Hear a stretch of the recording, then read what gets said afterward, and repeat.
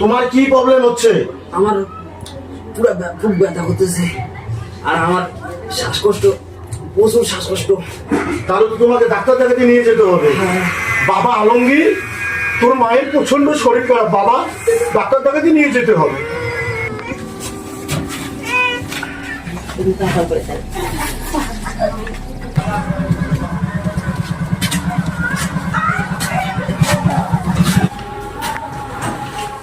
ডাক্তারবাবু, এনার খুব শ্বাসকষ্ট। বসেন বসেন বসেন বাবা, বসো বসো। কি হয়েছে একটু ভালো করে বলেন তো। ডাক্তারবাবু, এনার আপনি বলেন তো আপনার কি হয়েছে?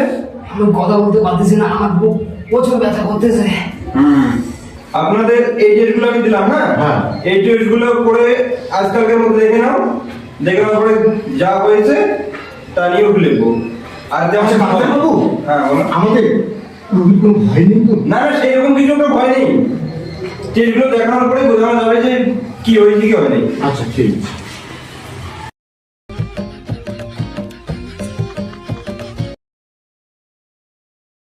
ডাক্তারবাবু, এই যে আমাদের রিপোর্ট।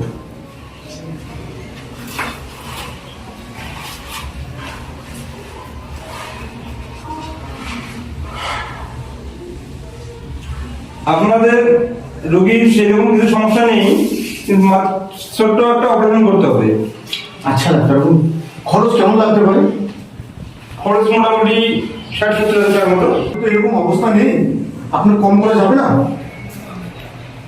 সে 2-4-5 টাকা কম করা যাবে, তার বেশি করা যাবে না। আচ্ছা ডাক্তারবাবু, এটা যদি আমরা কয়েকদিন পরে করি কোনো অসুবিধা আছে ডাক্তারবাবু?